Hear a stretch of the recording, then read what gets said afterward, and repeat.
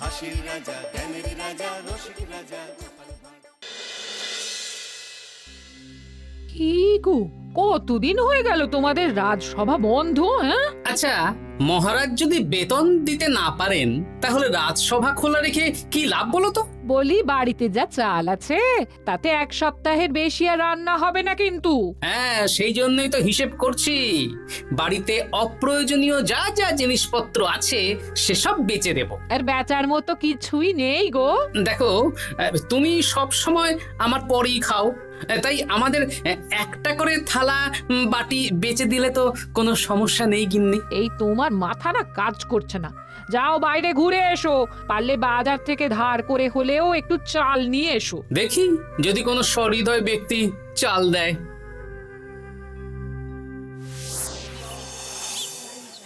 না গোপাল দাদা, বাজারের অবস্থা খুব খারাপ, আর আমি ধারে বিক্রি করছি না। আহা, আরে আমি কোনোদিন তোমার একানাও বাকি রেখেছি বলো? আমি বুঝতে পারছি গোপাল দাদা, কিন্তু আমিও নিরুপায়। গত মাসের বেতন এখনো পাইনি। মহারাজ অনির্দিষ্ট কালের জন্য রাজসভা বন্ধ রেখেছেন। বিশ্বাস করো, বিশ্বাস করো, বেতন পেলেই তোমার ধার আমি মিটিয়ে দেব। এই সপ্তাহ খানেক আগে একই কথা বলে সেনাপতি ধারে 25 কেজি চাল নিয়ে গেছেন। এখন ওনার কোনোই পাত্তা নেই। কি যে করি, কাছের বন্ধু বলতে বিজ্ঞানী আর সভাকবি। দেখি ওদের বাড়িতে একবার ঢু মেরে।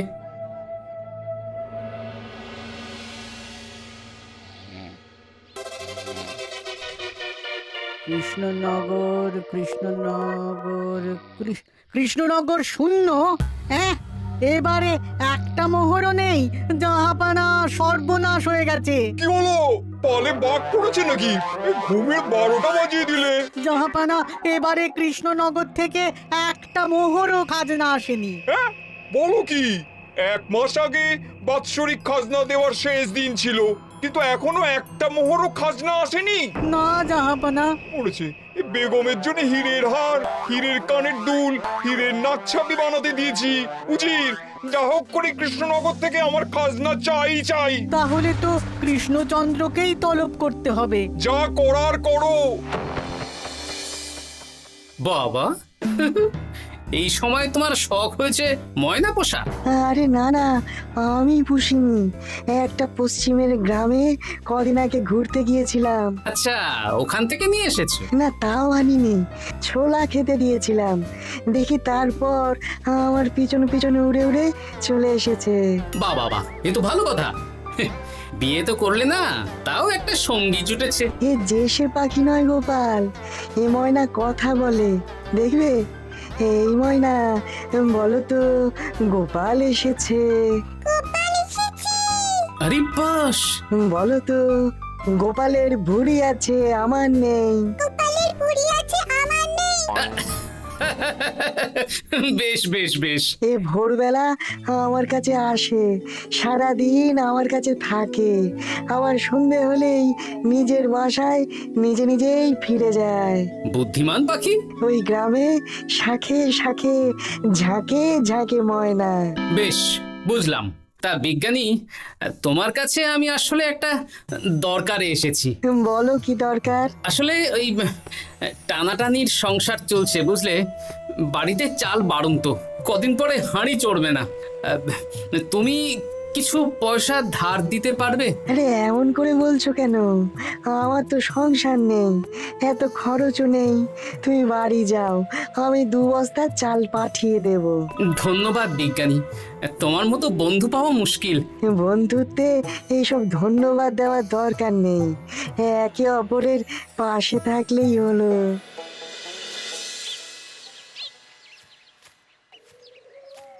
এ কি গো, খালি হাতে ঢুকছো যে? বিজ্ঞানী আমাদের 2 বস্তা চাল পাঠাবে, তাই কিছুটা হলেও চিন্তা কমলো, বুঝলে। ওমা, এই তো সারা বাজার ঘুরে তো ধারে চাল পেলাম না, অগত্যা বিজ্ঞানীর বাড়ি গেলাম। উনি সত্যি তোমার বন্ধু? হ্যাঁ গিন্নি, জানি না কতদিন আমাদের রাজসভার সমস্যাটা চলবে। দেখি অন্য কোনো কাজে লাগতে হবে, বুঝলে। এই দেখো দেখো, যা করার তাড়াতাড়ি করো, এভাবে তো আর চলতে পারে না গো। কি নবাব বাহাদুর আমাকে ডাকছেন? হ্যাঁ, জাহাপনা আপনার উপরে রেগে আছেন। অতি সত্বর আপনাকে দেখা করতে বলেছেন। এবারে চাষাবাদের মন্দার কারণে রাজস্ব আদায় তেমন ভালো হয়নি, তাই খাজনা পাঠাতে পারিনি। আর কিছুদিন অপেক্ষা করতে বলুন, আমি ঠিক খাজনা পাঠিয়ে দেব। এখন আর খাজনা নিয়ে কথা বলবেন কিনা জানি না। আপনাকে নবাব এই আদেশ পাঠিয়েছেন, আপনি 2 দিনের মধ্যে নবাব বাহাদুরের সাথে দেখা করবেন। আচ্ছা ঠিক আছে।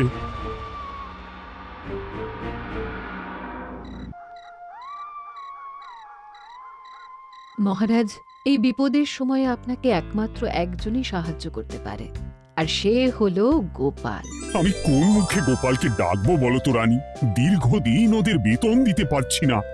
গোপাল এরকম স্বার্থপর মানুষই নয় যে নিজের কাজের সময় কাজী আর কাজ ফুরলে বাজি হয়ে যাবে। আপনি একবার বলেই দেখুন না। বেশ, তাহলে আগামীকাল সকালেই গোপালকে ডেকে পাঠাচ্ছি।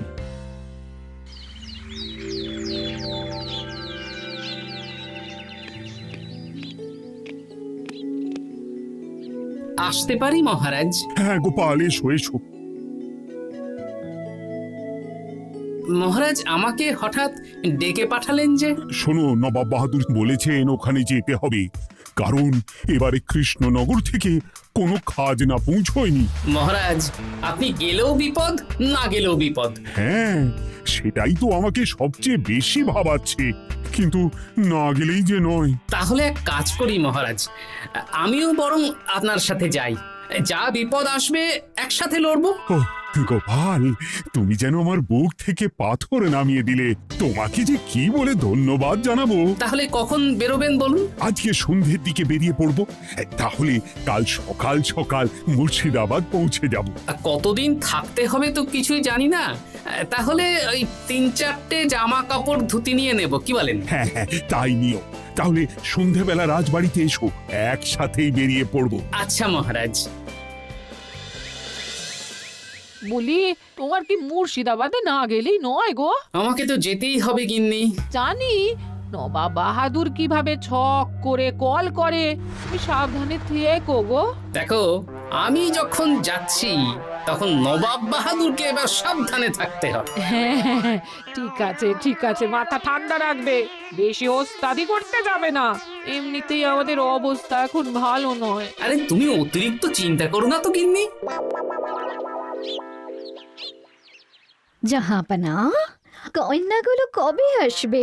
এখনো 2-3 দিন সময় লাগবে বেগম। এত সময় লাগছে কেন জাহাপনা?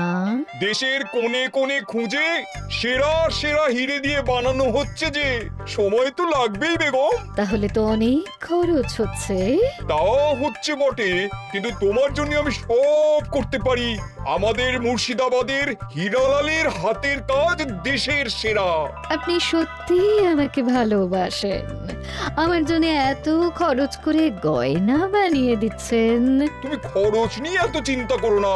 কৃষ্ণনগর থেকে এই বছর ভালো খাজনা প্রাপ্য ছিল, কিন্তু এখনো একটা কানাকড়িও আসেনি।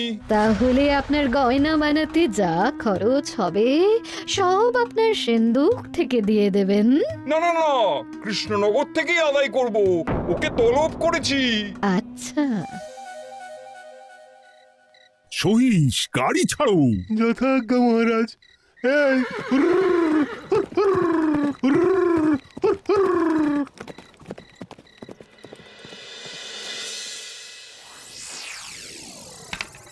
এত রাতে আবার কে এলো রে বাবা? খুলছি।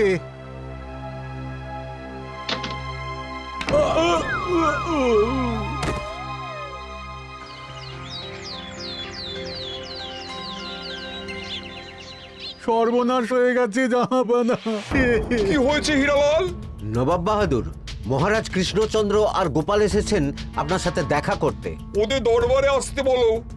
হ্যাঁ, এবার বলো হীরালাল, কি হয়েছে? তোমার মাথায় পট্টি কেন?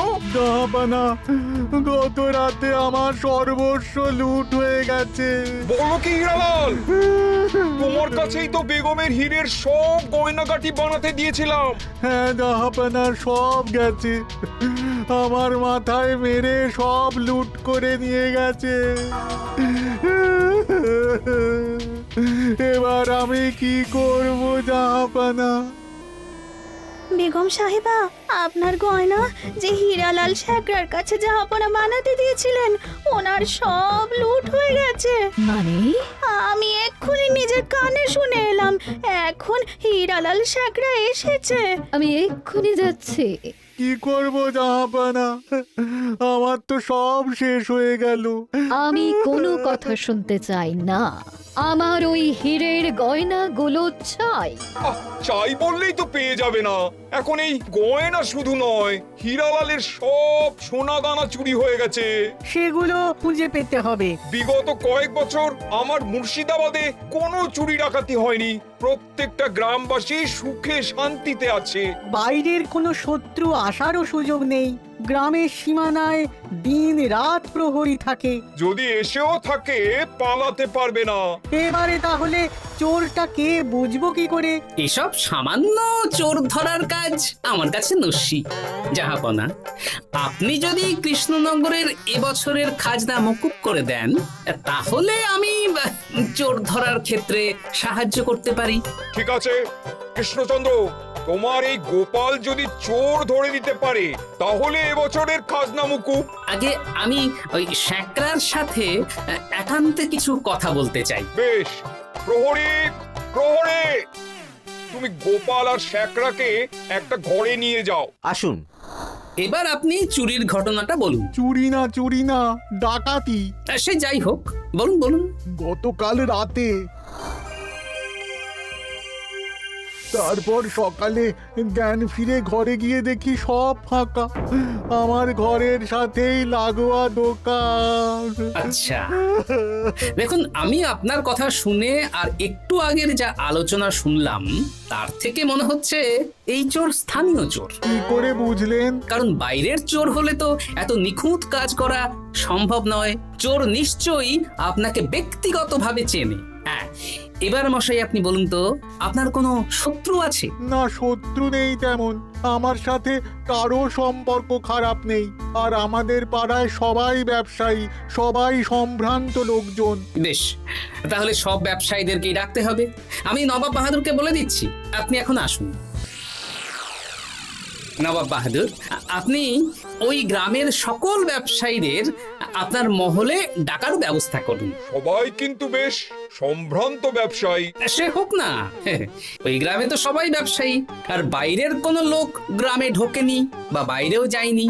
তাই যদি কেউ চোর থেকে থাকে, তাহলে ওই ব্যবসায়ীদের মধ্যেই আছে। বেশ, আমি সবাইকে আমার মহলে নিয়ে আসার ব্যবস্থা করছি। আর একটা ফাঁকা বড় ঘর চাই, যেখানে চোর ধরার পরীক্ষা হবে। আর সেই ঘরে আমাদের কৃষ্ণনগরের ঘোড়া চোর ধরবে। হ্যাঁ, ঘোড়া চোর ধরবে? হ্যাঁ, যে ঘোড়ার গাড়িতে আমরা এসেছি সেই ঘোড়া। যদি চোর না ধরতে পারো, তাহলে পুরো খাজনা তো গায়ের জোরে নেব, সাথে সাথে কৃষ্ণনগরটাও কেড়ে নেব।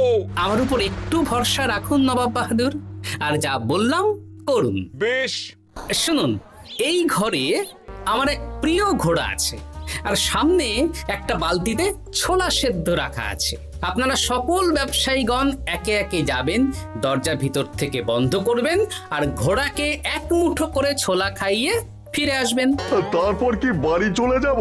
না, সবার ছোলা খাওয়ানো হয়ে গেলে আমি ঘোড়ার কাছে যাব, আর ঘোড়া কানে কানে আমাকে বলে দেবে কে চোর। তাহলে আর দেরি কেন, সবাই একে একে যাও।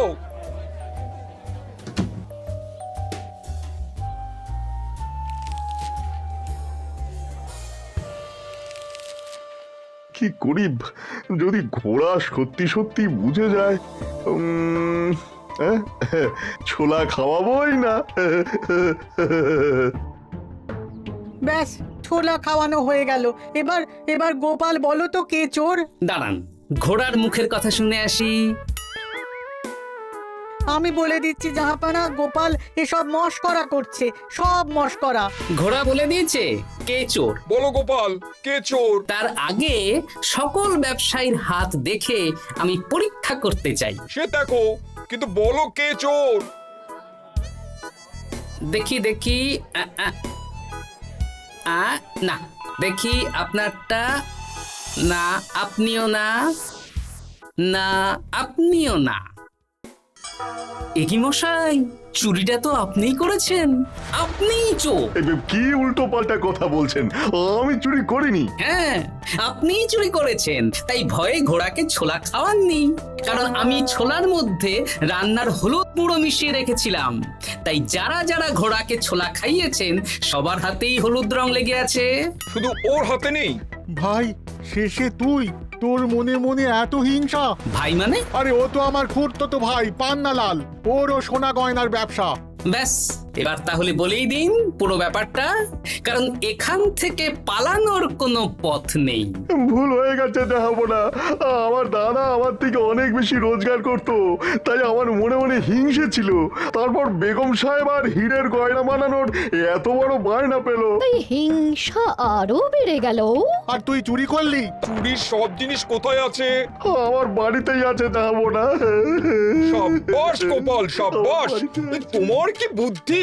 তাহলে জাহাপানা, কথা মতন আমাদের এই বছর তাহলে খাজনা দিতে হচ্ছে না। না, কথা যখন দিয়েছি তখন আমি তো আর কথার খেলাপ করতে পারি না। আচ্ছা গোপাল, তোমার তো এত বুদ্ধি, আমার একটা শখ পূরণ করতে পারবে? কি শখ বলুন নবাব বাহাদুর। আমার অনেক দিনের ইচ্ছে একটা হাওয়া মহল বানাবো, কিন্তু ঘরামি রাজমিস্ত্রি কেউই বানাতে পারবে না বলছে। তুমি কি বানিয়ে দিতে পারবে? আগে পারবো জাহাপনা, কিন্তু তার বদলে আমি কি পাবো? আগামী 5 বছর কৃষ্ণনগরের খাজনা মুকুব, আর তোমাকে আমি 100 মোহর উপহার দেবো। বেশ, তাহলে আপনি আমাকে দিন 7 সময় দিন, আর 7 দিন পরে আমার বাড়ির সামনে চলে আসুন। হাওয়া মহল বানিয়ে রাখবো, আপনি নিয়ে যাবেন। বেশ, তাহলে 7 দিন পরে কৃষ্ণনগরে দেখা হচ্ছে।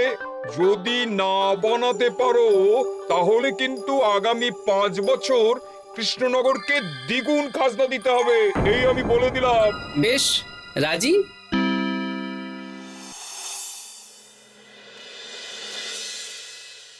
বেশ তো বড় মুখ করে বলে দিলে হাওয়া মহল বানাবে। রাজি রাজি। এবার যদি না বানাতে পারো, সব তো উল্টে যাবে। আপনি চিন্তা করবেন না মহারাজ, নবাব বাহাদুর আমাকে প্যাঁচে ফেলতে চেয়েছেন, তাই আমিও ওনাকে ঘোর প্যাঁচ দেব।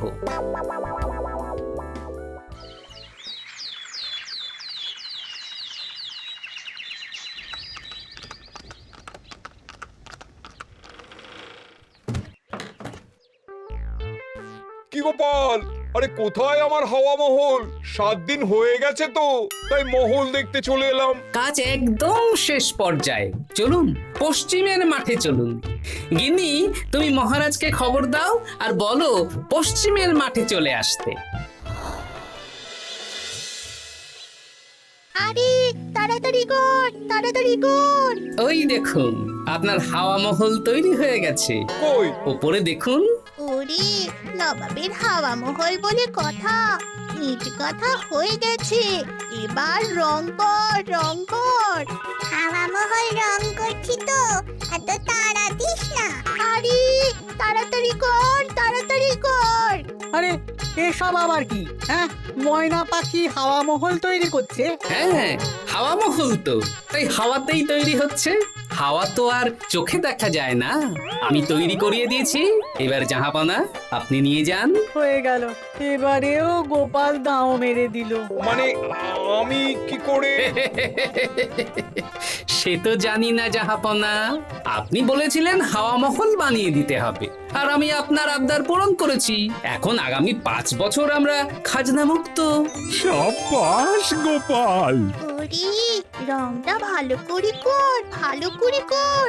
নবাবের হাওয়া মহল। গোপাল, তুমি সত্যিই বুদ্ধিমান, তোমার বুদ্ধির জবাব নেই। শোনো, আগামী 5 বছর কৃষ্ণনগরের খাজনা মুকুব, আর এই নাও তোমার 100 মোহর উপহার। এবার বলো তুমি এই অসম্ভবকে সম্ভব করলে কি করে? আমি বুঝতেই পেরেছিলাম আপনার মুর্শিদাবাদের চোর ধরার পরে আপনি আমাকে যখন হাওয়া মহল বানাতে বললেন তখন নিশ্চয়ই কোনো উদ্দেশ্য আছে, কারণ আপনি তো মন থেকে চাননি যে খাজনা না দিয়ে আমরা মুক্তি পাই। তাই গোপাল এই চালটা চাললো। যদিও আমি গোপালকে একটু সাহায্য করেছি। কিরকম সাহায্য? কদিন আগে আমি বিজ্ঞানীর ঘরে গিয়ে দেখি একটা ময়না হুবহু মানুষের মতন কথা বলছে, আর বিজ্ঞানী বলল এরকম অনেক ময়না পাখি আছে। ব্যাস এই এক সপ্তাহ ধরে আমি ময়নাগুলোকে বিভিন্ন বুলি শেখালাম, আর ওরা সেগুলোই বলে চলেছে। নয়, হ্যাঁ। ওরে রংটা ভালো করে কর, ভালো করে কর, নবাবের হাওয়া মহল। মহারাজ 100 মোহর আপনি রাখুন। আমাদের সব সভাসদদের এই মোহর থেকেই আপাতত বেতন দিয়ে রাজসভা শুরু করুন। ধন্যবাদ গোপাল, তোমাকে আমার সভাসদ পেয়ে আমরা সবাই ধন্য। আর বিজ্ঞানীকেও। হাসির রাজা জ্ঞানের রাজা রসিক রাজা